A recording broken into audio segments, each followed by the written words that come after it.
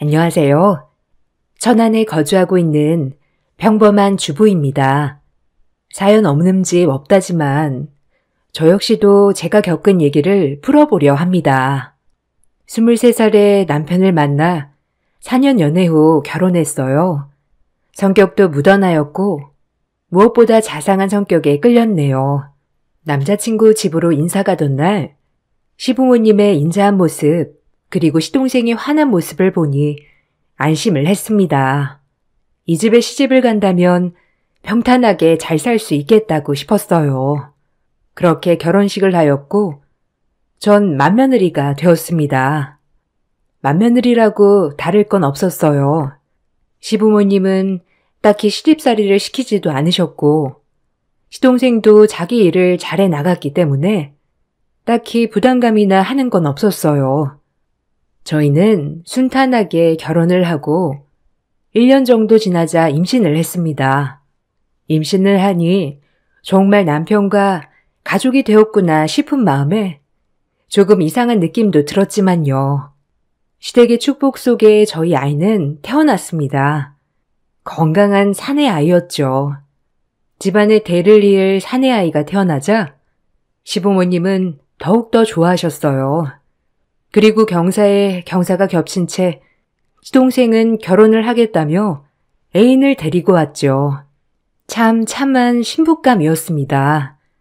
저와는 다른 느낌의 여인이었어요. 시부모님이 저에게 주었던 사랑만큼 동서에게도 많은 사랑을 주셨습니다. 처음 뵙겠습니다. 임혜령이라고 해요. 완수 씨한테 말씀 많이 들었어요. 형수님 칭찬을 그렇게 많이 하던데요? 에이, 칭찬이랄 게 있나요? 워낙 도련님이 무던하시니까 뭐든 좋게 보시는 거죠 뭐. 환영해요. 우리 잘 지내봐요.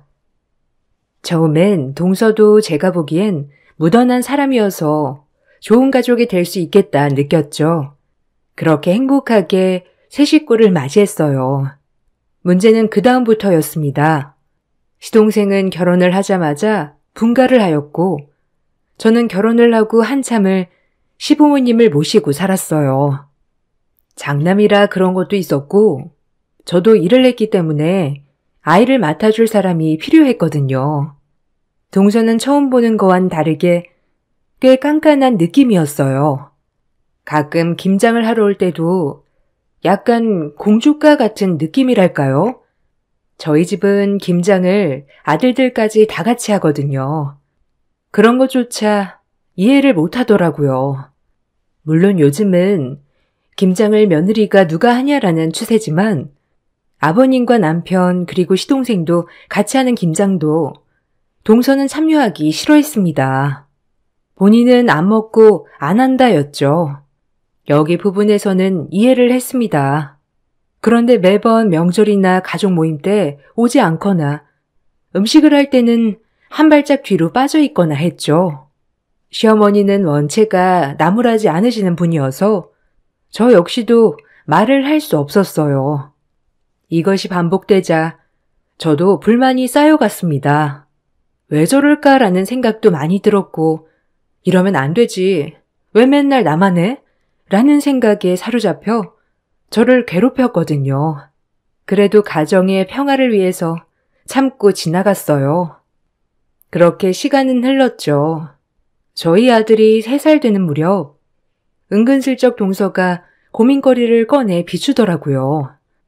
처음으로 저에게 곁을 내주는 것 같아 기분은 좋았네요.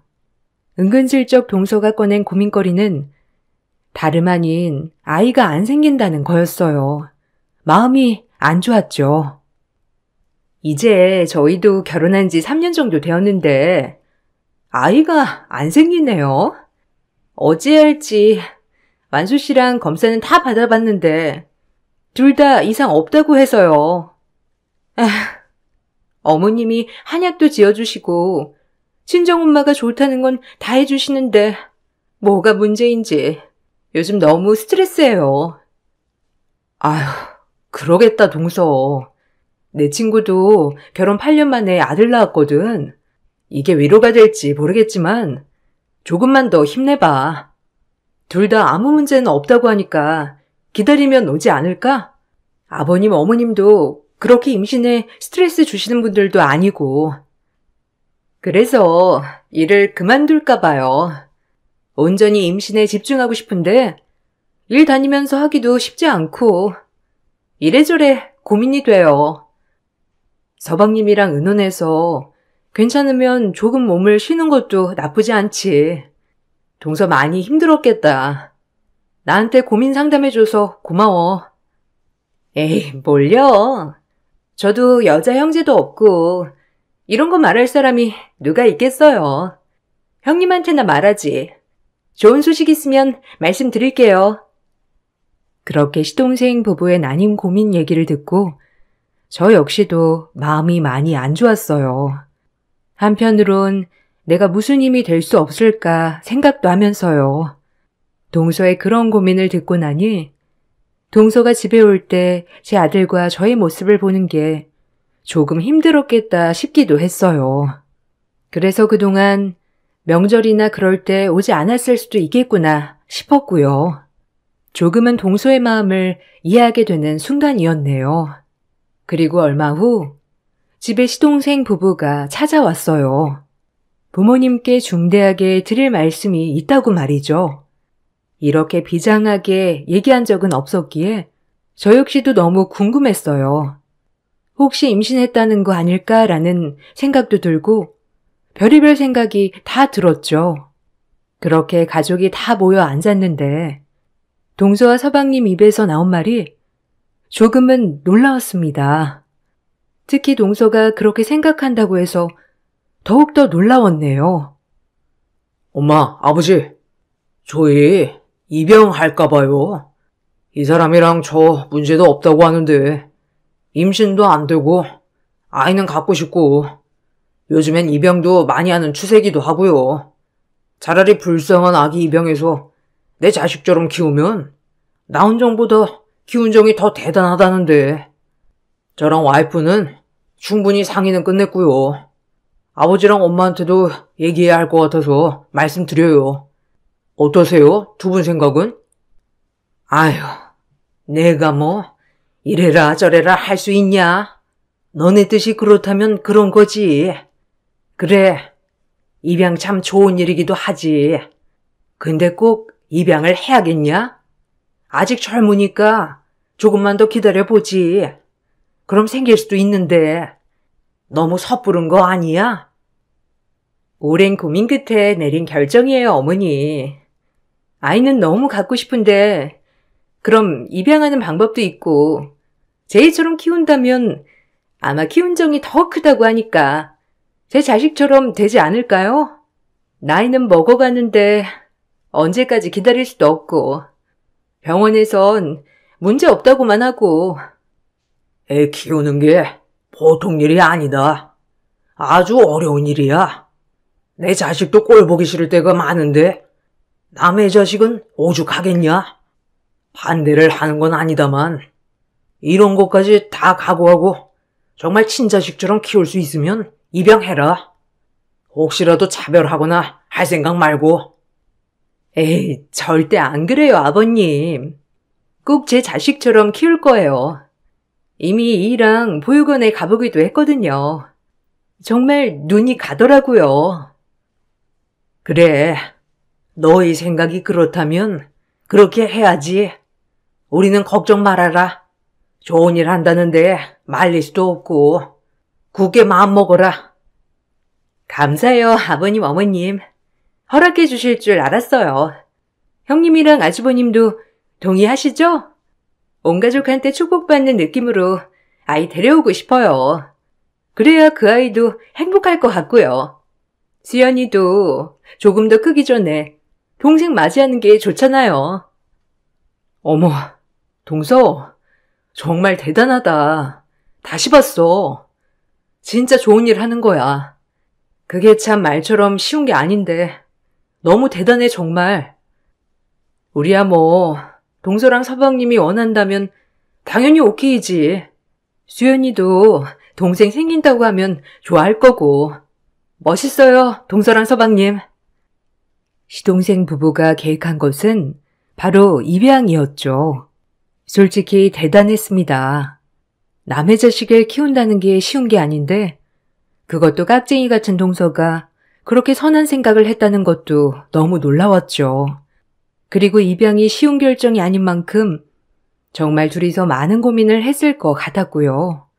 옆에서 저희는 열심히 그 결정을 응원해 주기로 했어요. 그렇게 동서와 서방님이 아이를 입양해 왔어요. 작고 귀여운 남자 아기였네요.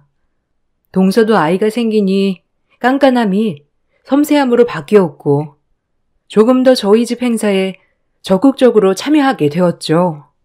그리고 저희 식구 그 누구도 새로 생긴 아이가 입양아라고 생각할 수 없을 만큼 사랑해줬네요. 아버님, 어머님도 저희 아들과 정말 차별 없이 대하셨고요. 제 아들도 사촌 동생이 생기고 나니 기뻐하기는 마찬가지였습니다. 입양해온 조카는 아기 때부터 키워서 그런지 성격 또한 둥글둥글하니 참 잘 자라주었습니다. 아버님, 어머님은 할아버지, 할머니처럼 잘 따랐고 종종 엄마, 아빠 없이 저희 집에 와서 자고 가기도 했고요. 그렇게 여느 큰 집, 작은 집과 마찬가지로 지내고 있었죠. 그리고 머리가 영특하여 유치원에서도 상도 여러 차례 받아왔고요. 저희 아들도 똑똑했지만 조카의 영특함은 따라잡을 수 없었죠. 시간이 흘렀고 조카가 6살이 되던 해 동선에는 꿈에도 그리던 임신을 하게 되었어요. 너무 큰 경사였죠. 결혼한 지 거의 10년 만에 아이를 가진 것이었어요. 시아버지와 시어머니는 너무 좋아 둘이 얼싸 안으셨고 저 또한 눈물이 흘렀습니다. 하지만 동선에는 제가 생각했던 거랑 다르게 분위기가 묘했네요. 좋아해야 하는데 뭔가 큰 고민거리가 있는 것처럼 표정이 어두웠어요. 혹시 아이한테 문제가 있지 않나 싶어 조심스럽게 물어봤죠. 동서가 입에 내뱉은 말은 가히 충격적이었습니다. 동서, 무슨 일 있어? 그렇게 바라던 임신도 했는데 왜 그래? 이제 둘째 예쁘게 낳아서 키우기만 하면 되는 것을. 뭐가 문제야? 아, 수민이요.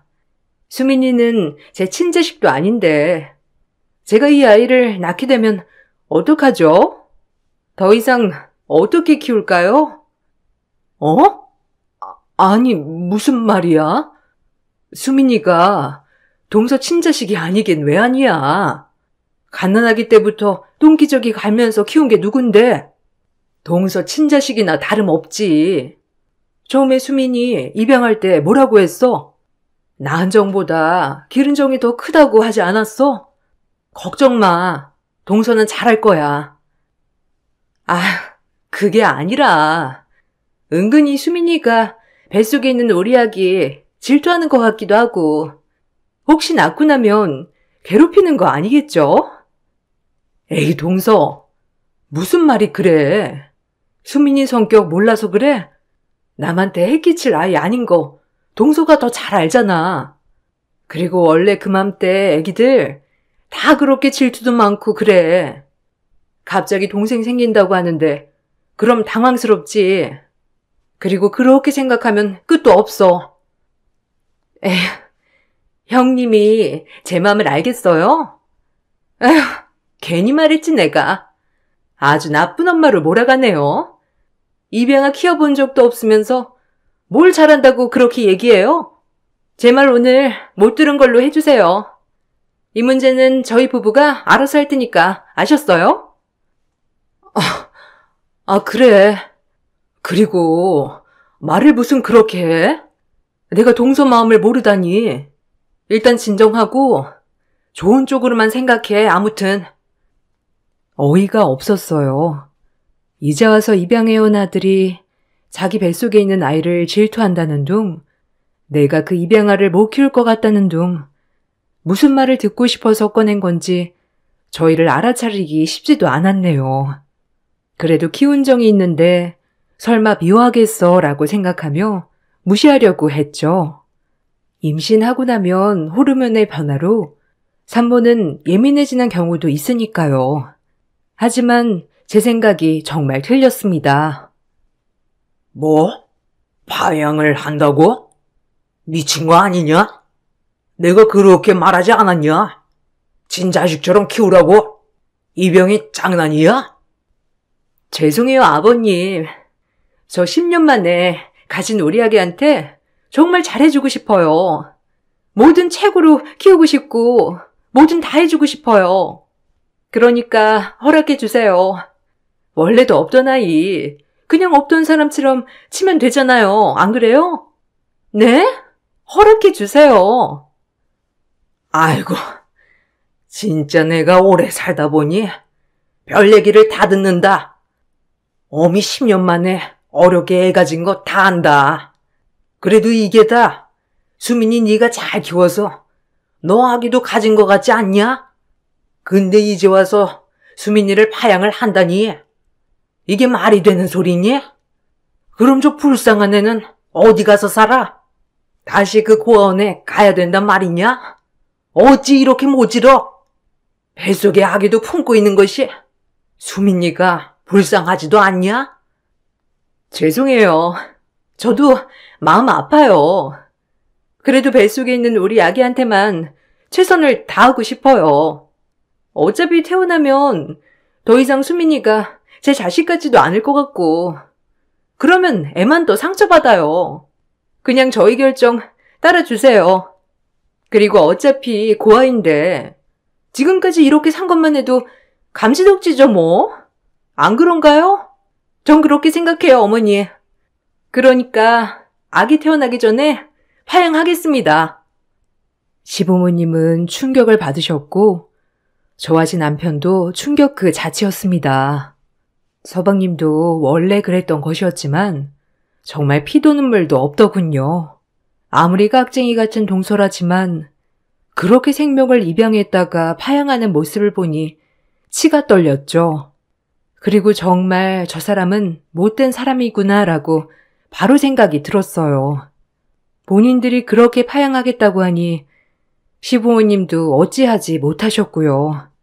그렇게 파양 절차를 밟나 싶었어요. 신경 쓰고 싶지 않았고 상종하고 싶지도 않았지만 도저히 가만히 있을 수가 없었습니다. 어머님, 동서 이대로 파양하게 두실 거예요? 수민이 저렇게 천진하고 어린 것을 어떻게 밖으로 내몰아요? 사람 할 짓이에요? 아유, 그럼 어쩌냐. 그렇게 말려도 본인들이 파양하겠다는데. 아유, 어찌 저럴 꼬원. 인간미라곤 일도 없는 것들 같으니라고. 평생을 저희 집 가족인 줄 알고 살았던 수민이 생각해 보세요. 트라우마가 남아서 어떻게 살아갈지 전 이건 정말 아닌 것 같아요. 남편도 저와 같은 생각이었고요. 아무것도 모르고 본인 엄마라고 생각하는 조카가 너무 불쌍했네요. 그리고 남편과 긴 회의를 했죠. 이대로 둘 거야, 자기? 우리 수연이 키우면서 무슨 생각 안 들어? 수연이 같은 애를 어떻게 밖으로 내몰겠다는 건지. 인정머리 없는 것들. 엄마 아빠도 계속 설득 중인데 재수씨가 꿈쩍도 안 하나 봐. 10년 만에 가진 아이한테 해 끼친다고. 진짜 미친 거 아니야? 아, 수민이 어떡해. 이걸 우리가 고민하고 있으니 도대체 이게 무슨 상황이야? 생각을 해봤는데 동서가 그렇게 파양하겠다고 하면 그냥 우리가 데리고 와서 키울까? 수민이 우리 잘 따르기도 하고 수연이랑 잘 지내기도 하잖아. 우리가 둘째의 계획이 있는 것도 아니고 수민이를 둘째처럼 키우면 되지. 어떻게 생각해? 난 당신만 좋다면 괜찮은데. 남편은 그런 저를 끌어안고 펑펑 울었습니다. 고맙다고 말이죠. 저도 그런 남편의 눈물에 눈물이 났네요. 그렇게 저희는 결심을 하고 다음날 시부모님께 말씀을 드렸어요. 시부모님도 차라리 그게 잘 되었다며 좋아하셨어요.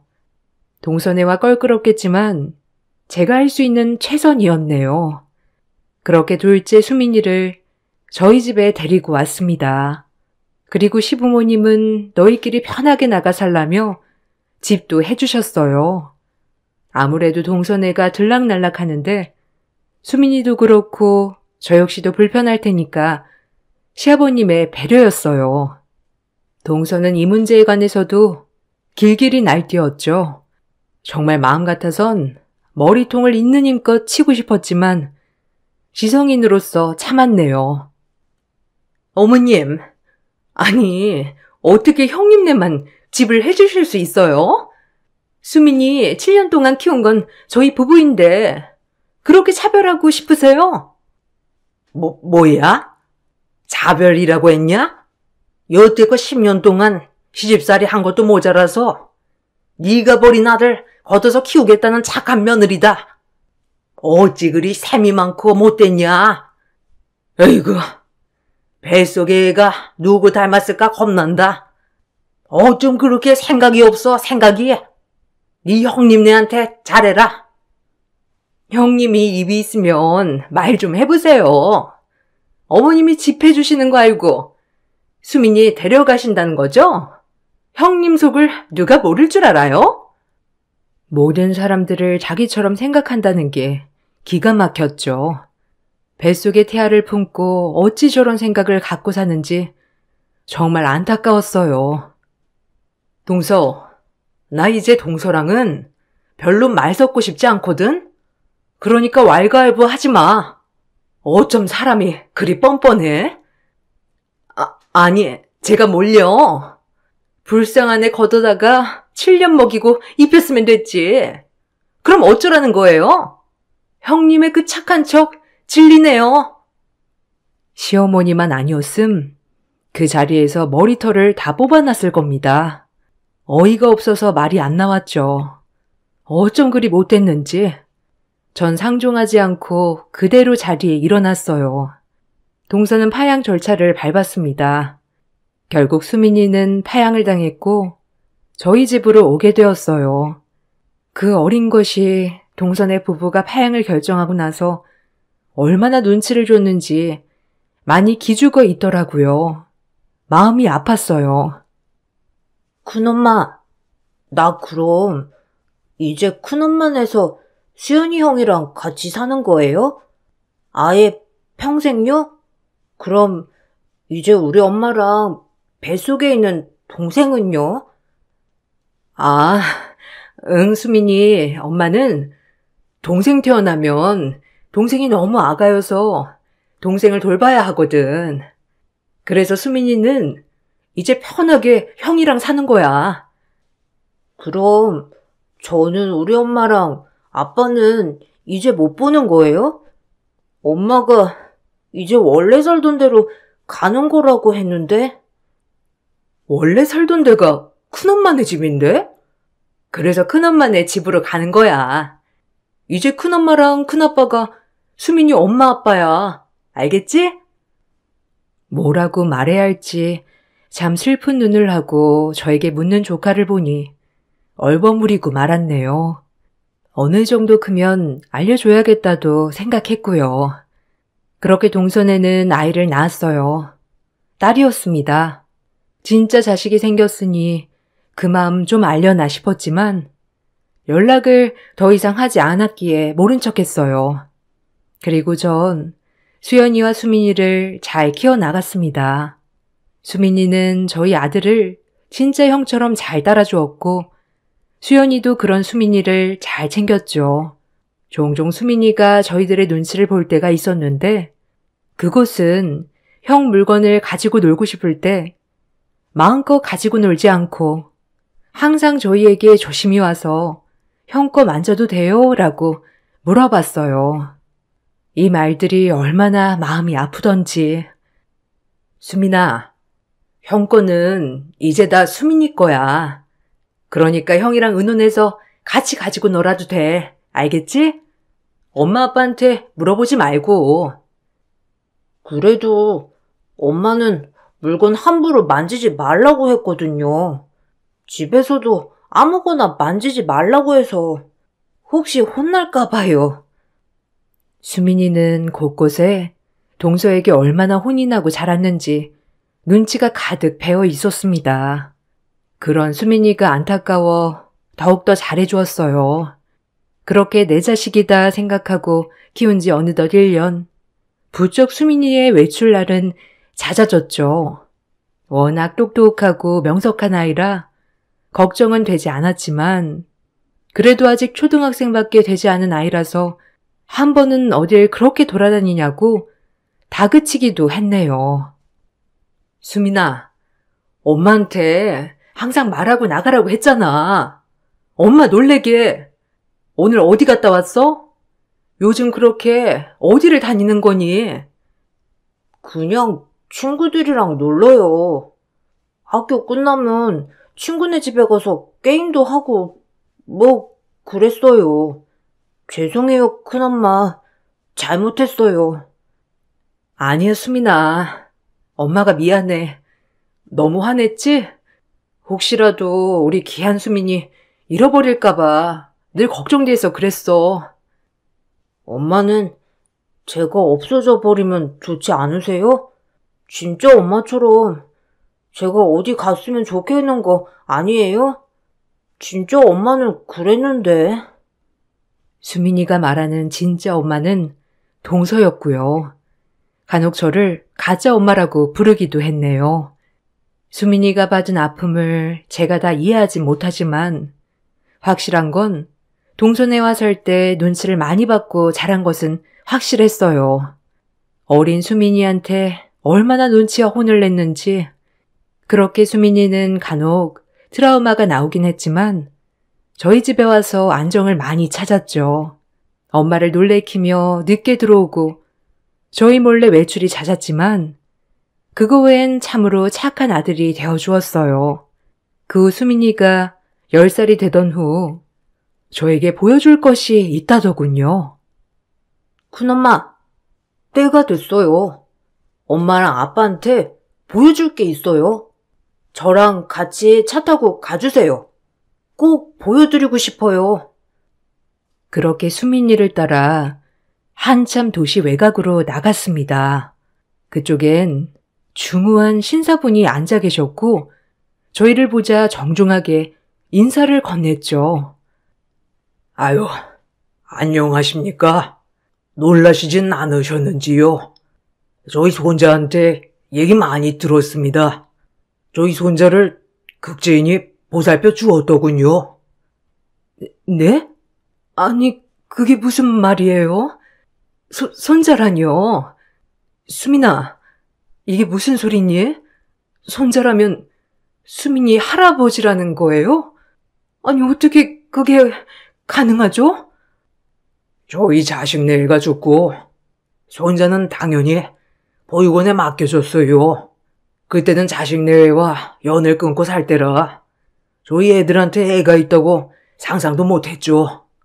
우연히 죽은 자식의 친구들이 말해주더군요. 한참 지나서야 자꾸 찾았습니다. 사진 한 장만 들고. 그리고 찾을 수 있었죠. 또한 저와 친자 검사까지 다 끝냈고요. 요 근래 계속 밖에서만 만났네요.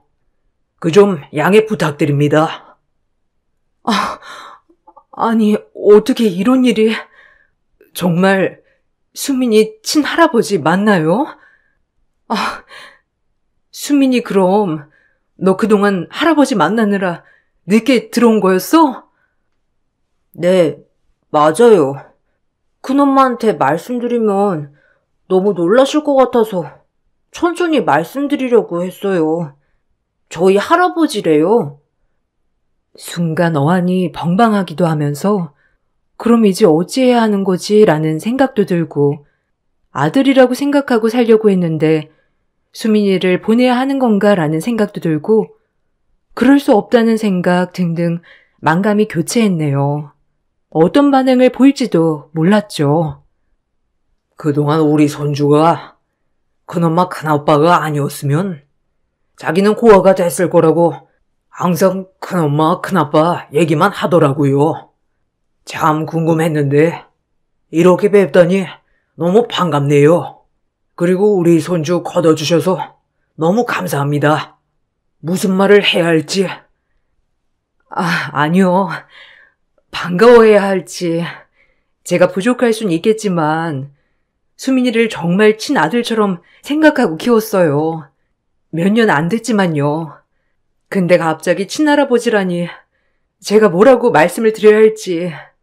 한편으로 우리 수민이를 사랑해 줄 수 있는 어른이 한 명 더 생긴 것 같아 기분이 좋으면서도 그럼 제가 어떤 행동을 취해야 하는지 잘 모르겠네요. 너무 혼란스러워서 말이죠. 큰엄마, 저 이제 할아버지한테 갈래요. 너무 슬퍼하지 마세요. 자주 놀러 올게요. 큰엄마가 친엄마처럼 잘해주셨지만 할아버지는 제가 없으면 아예 혼자가 되시거든요. 큰엄마랑 큰아빠 그리고 수연이 형 절대 잊지 않을 거예요. 수민이의 한마디에 눈물이 와락 쏟아졌습니다. 작고 어린 것이 얼마나 마음고생을 했으면 저런 말을 할 수 있을까요? 아이답지 않은 모습에도 눈물이 펑펑 났네요. 그리고 남편은 옆에서 눈물만 흘렸죠. 저 역시 마찬가지고요. 너무 미안했거든요. 해준 것도 없던 것 같은데 내 욕심으로 데려와서 혹시나 마음 아프게 하진 않았는지 별별 생각이 다 들었죠. 수민이는 할아버지께 가고 싶다고 저에게 얘기했습니다. 그런 저는 수민이를 붙잡을 수 없었고요. 그리고 수민이의 할아버지는 또 담담하게 말을 꺼내셨어요. 수민이를 제가 데려가더라도 수민이가 언제든 보고 싶다고 하면 보게 해줄 겁니다. 이렇게 똑똑하게 키워주셨으니까요. 그리고 너무 고맙다는 마음으로 선물을 하나 드리고 싶은데 여기 부동산 매매 증서입니다. 작지만 받아주세요. 수민이 할아버지가 내민 것은 작은 건물 계약서였습니다. 저희에게 그동안의 감사 표시로 건물을 주신 거였죠. 저희는 절대 받지 않겠다고 했지만 수민이 또한 이건 큰엄마네 거라며 한사코 받으라고 하더군요. 매매 증서를 받고 돌아오는 길 자식을 팔아먹은 것 같은 기분에 눈물이 흘렀어요. 그리고 마지막에 수민이의 말 한마디가 제 마음을 울렸죠. 그동안 진짜 엄마네서 산 것보다 형아랑 큰엄마랑 같이 산 게 훨씬 더 행복했어요. 고마워요, 엄마. 자주 찾아올게요. 그렇게 수민이와 할아버지는 돌아가고 남편과 저는 오랜만에 시댁에 들렸습니다. 지금까지 있었던 일들을 시부모님께 말씀드렸죠. 시부모님도 많이 우셨고 저보고 애썼다며 기특하다며 저를 꼭 안아주셨어요. 아쉬운 건 사실이지만 친할아버지와 함께 간 수민이의 행복을 빌어주자며 저를 달래주셨습니다.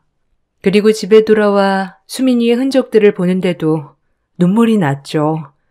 그러던 중 현관에 인기척이 들려 밖에 나가보니 동선애가 와 있는 게 아니겠어요?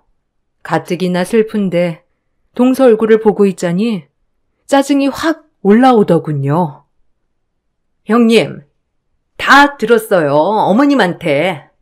수민이 보냈다면서요? 아니, 형님도 그럴 거면서 왜 착한 척 하셨대요? 어이가 없어서. 뭐? 동서랑 나랑 똑같다는 거야? 지금 나한테 진짜 얻어맞고 싶지 않으면 얼른 돌아가. 나 지금 제정신 아니니까. 됐고요. 다 들었어요. 수민이네 할아버지가 건물 줬다면서요? 그게 왜 형님네 거예요? 키운 건 우리가 훨씬 오래 키웠는데 양심이 있으면 건물은 양도하시죠. 수민이네 할아버지도 착각하신 거지. 7년 동안 먹여주고 입혀준 게 누군데 오해를 하고. 너는 지금 수민이가 간 와중에도 건물 타령이니? 어쩜 그렇게 속물이야? 수민이 보면서 마음 아프지도 않았어? 네 욕심에 데리고 와서 마음대로 파양하고, 그리고 파양하고 단 한 번이라도 찾아온 적 있어? 이 나쁜 년, 네가 사람이야? 아니 웃겨 정말. 7년 동안 먹여주고 입혀줬으면 고마운 줄 알아야지. 배은망덕하게 나한테는 아무것도 안 갖다 바치고 홀랑 떠나버려? 이래서 머리 검은 짐승 거두지 말란 말이 괜히 나온 게 아니지. 아니면 형님이 조종했어요? 하여튼 건물 빨리 양도해요, 당장. 미쳤구나. 정말 미치려면 곱게 미쳐. 애 낳고 머리가 어떻게 된 거 아니니? 너랑 7년 산 세월보다 나랑 3년 산 세월이 더 행복했대. 얼마나 애한테 눈칫밥을 줬는지. 우리 집에 처음 와서 눈치 보던 것만 생각하면 내가 아직도 마음이 아려, 알아? 이 나쁜 년아! 정 그 얘기를 끝으로 집에 있는 소쿠리를 들고 나와 동서 머리통과 몸통을 사정없이 내리쳤네요. 동서는 당황했는지 얻어맞으면서 도망가더라고요. 제 이런 모습을 처음 보거든요. 저도 화나면 물불 안 가린다고 보여주는 계기가 되었네요. 동서는 다시 온다는 말도 잊지 않고 주랭랑을 쳤습니다. 동서의 그런 모습을 보시고 시부모님은 가뜩이나 안 좋게 보는 동서에게 이런 면까지 보이니 시동생 보고 인연을 끊자고 하셨어요. 다신 보고 싶지 않다고 말이죠. 동서는 그럼에도 건물에 집착을 못 버렸는지 아직까지도 좀 떼어달라고 문자도 오고 전화도 오고 난리를 치네요. 소송도 걸겠다고 하지만 사실상 제가 건물을 뺏은 게 아니라 직접 양도받은 것이기 때문에 뺏는 게 쉽지 않았고요. 이 일이 있는지 오늘이 꼭 10년째 되는 날이네요. 시간도 많이 흘렀고 아직도 아픈 손가락 하면 수민이가 생각나네요. 수민이와는 지금까지도 연락을 이어나가고 있습니다. 간간히 집에 들러 꼭 엄마 저 엄마 밥 먹고 싶어요 라고 들어오면 유학 보낸 아들 맞이하는 느낌이기도 하죠. 그때는 하늘이 무너지는 것 같았지만 이렇게 왕래도 하고 자주 만나고 하니 슬픔은 많이 사라졌네요. 이제 성인이 된 수민이를 보면 항상 가슴이 아리면서도 고마운 마음 그리고 여러 가지 복합적인 감정이 듭니다. 그래도 지금은 행복하게 본인의 길을 걷고 있는 모습을 보면 뿌듯하기도 하고요. 어려서부터 워낙 영특한 녀석이었기 때문에 지금도 잘 헤쳐나가고 있을 거라 믿고 있네요. 건선징악이라고 하죠. 동선애와는 연을 끊었지만 간간히 들리는 소식에는 아직까지도 제 이야기를 주변에 하고 다닌다고 하더라고요. 저는 졸지에 그 주변 사람에게 건물 뺏은 사람이 되어 있네요. 그래도 기분 나쁘진 않아요. 속물근성 동성에게 가장 배 아픈 일일 테니까요. 시동생은 간간히 제 남편에게 연락하여 돈도 꺼보고 하지만 제 남편도 일절 상대하지 않습니다. 그 정도로 시동생네 부부는 완전 저희 집에서 백척된 사람들이 되었죠. 시간이 이렇게 지나서 옛 이야기를 써보니 다시 한번 가슴이 아려오네요. 혹시라도 내가 수민이와 살면서 조금이라도 섭섭하게 한 것이 있을까봐 하는 마음도 다시 한번 들기도 하고요. 그래도 지금은 수민이가 가장 행복하게 살고 있다고 생각하니 마음이 편안하네요. 지금은 같이 있진 않지만 전 어딜 가도 아들이 둘이라고 말하고 다닌답니다. 글을 쓰다 보니 제 둘째 아들이 무척 보고 싶어지는 날이네요. 글을 마치고 전화 한번 해봐야겠습니다. 제 긴 글 읽어주셔서 너무 감사합니다.